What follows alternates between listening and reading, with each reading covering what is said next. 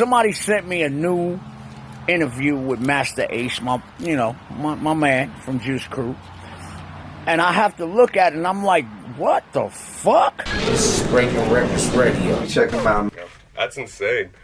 And then, I mean, to move forward from that too, because I know you've talked about, your affiliation with Juice Crew. A clean slate. I wanted to start with a clean slate. That's what it was. And what was it over at Cold Chin? Just like the same things other people complain about, not getting paid properly, the royalties, all that stuff? All that stuff, man. It was just like they didn't run. If they had run their label the right way and taken care of their artists in the right way, they could have really flourished as a label. They could have been like a Def Jam. They would have been. I mean, they were at that time, late '80s. Cold Chillin and Def Jam were 1 and 1A. Like they were literally neck and neck. Yeah. Competing for radio slots and airplay, and both labels had big name artists. Def Jam had LL Cool J, Run DMC. I mean, not even Run DMC. I'm sorry, LL Cool J and I forget what the other Beastie Boys. Beastie Boys, yeah. Public Enemy by '86, yeah. Right. And Cold Chillin had Big Daddy Kane, Biz Markie, MC Shan. Y'all gotta stop listening to that shit. All right? And since my name was mentioned, it's open season.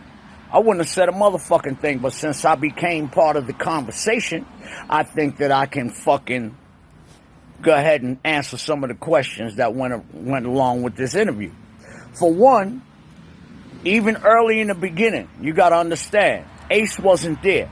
Ace came so far in the Juice Crew that he don't know what the fuck went on.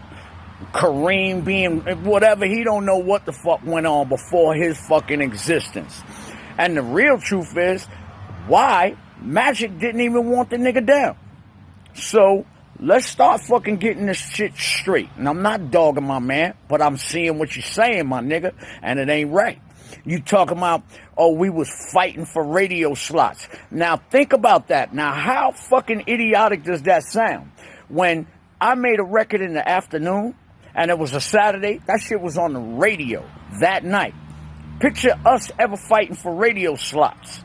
Magic was on the air. Anything that we ever did went on the air immediately.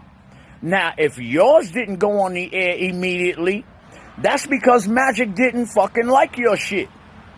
So if you felt some kind of way, take that shit up with Magic, okay? Now you want to talk about Shantae was the first motherfucker riding in limos, okay?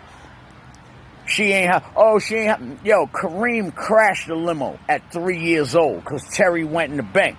He done went up there and pulled the gear thing and the car started moving. At 3 years old. Shantae ain't never had to cry about no limo or no buses. We ain't never took no buses or none of that. And I'm going to get to the stifling part that you're talking about, okay? We ain't never take no buses. Anytime I jumped out of a limo, I jumped in a motherfucking car that I owned.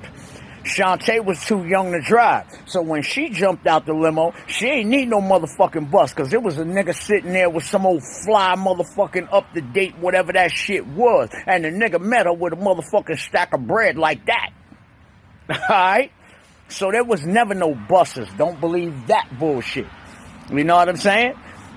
And when you talk about no money, it's called recoupment. And I didn't learn what that was until I got older. And so, yeah, y'all heard me dogging Ty and Lenny and all that shit back in the days. Yes, I motherfucking did. Until I became a grown man and actually fucking seen the situation for what the fuck it was. That's the way the record company works. The motherfuckers are still getting fuck nigga deals right now to today. And it's 30 years later. Like I'm saying. Now, if you wouldn't have mentioned my name, I wouldn't be answering this shit. But I got to set the people straight. Ty and Lenny wasn't riding around in limousines. When Lenny came along, man, we was riding in limousines fucking 5-7 years before that nigga even came along.